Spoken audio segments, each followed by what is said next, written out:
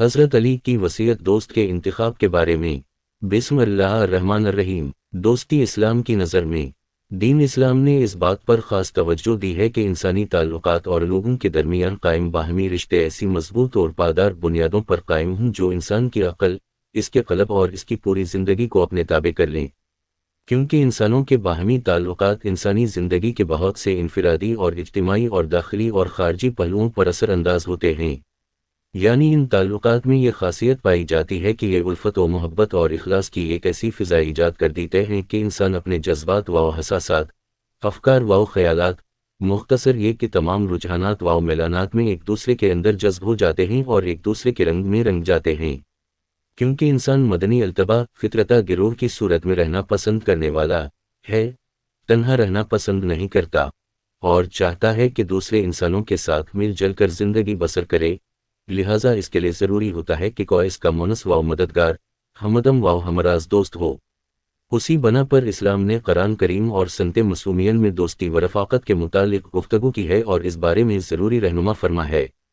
ممکن ہے اعزا و اقربا سے تعلقات اور ان کے ساتھ مل جل کر رہنا انسان کی روحانی پیاس نہ بجھا سکے اور وہ اپنوں کے درمیان بھی خود کو اجنبی اور تنہا محسوس کرے اور اپنے بھی اسے پرائے نظر آئیں۔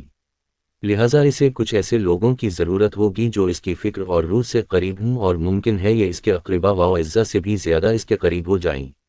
اس بارے میں امیر المومنین نون غنہ نے کیا خوبصورت جملہ فرمایا ہے کہ روب الاخا لکلم تلدھا امک، ممکن ہے تمہارے بھاؤں میں سے کچھ ایسے بھی ہوں جنہیں تمہاری ماں نے پیدا نہ کہے ہو۔ دوستی قرآن کی نظر میں اس گفتگو کی روشنی میں نیز ایک دوست کے دوسرے دوست پر بہت زیادہ اثر انداز ہونے کے پیش نظر پروردگار عالم نے انسان سے چاہا ہے کہ وہ دیکھ بھال کر اپنے دوست کا انتخاب کرے۔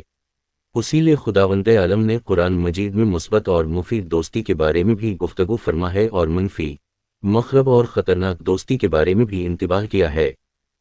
مثبت دوستی، مثبت و مفید دوستی وہ ہے جو تقوی و پرہیزگاری کی بنیاد پر استوار ہو۔ یہ ایسا رابطہ ہے جو انسان کے افکار و خیالات، اس کے قلب اور اس کی پوری زندگی کو تقویت پہنچائے،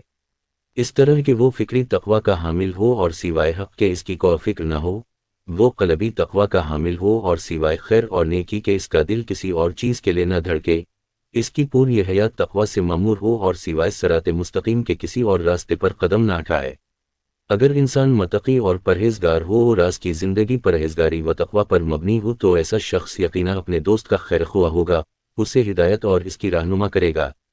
کیونکہ دین ہے ہی نصیحت اور خیر خواہی۔ ایسا فرد اپنے دوست کا وفادار بھی ہوگا کیونکہ وفاداری ایمان کے عناصر میں سے ایک عنصر ہے۔ اگر انسان مومن و متقی ہو تو یقیناً اپنے دوست کی مدد کرے گا، حتیٰ اس کو خود پر ترجیح دے گا۔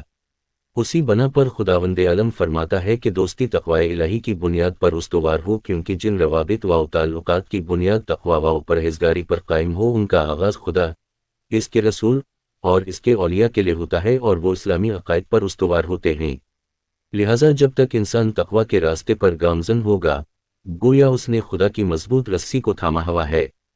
کیا یہ درست نہیں ہے کہ پروردگار عالم نے اپنی رسی مضبوطی سے تھامنے والا ایسے شخص کو کہا ہے جو نیکوکار اور اس کے سامنے تسلیم ہو؟ ایک پروردگار عالم نے ایسی ہی دوستی کو قیامت تک باقی رہنے والی دوستی کہا ہے، کیونکہ دنیا میں قائم ہونے والی ایسی دوستیاں جن کی بنیاد خدا پر ایمان اور تقوی و پرہیزگاری ہو، وہ اپنا حقیقی مقام روز قیامت ہی دیکھ سکیں گی، کیونکہ آخرت رضوان اکبر اور الہی نعمتوں کا گھر ہے۔ اور یہی وہ چیز ہے جس کے بارے میں قرآن کریم میں یوں ارشاد ہوا ہے،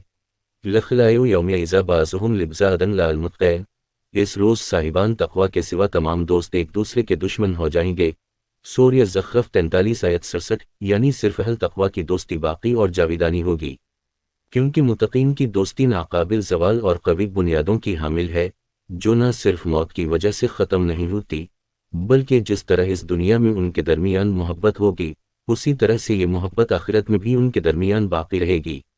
آخرت میں دوست روز قیامت بائیمان اور باتقوی دوستوں کے بحشت میں مل بیٹھنے کے بارے میں خداوند عالم فرماتا ہے،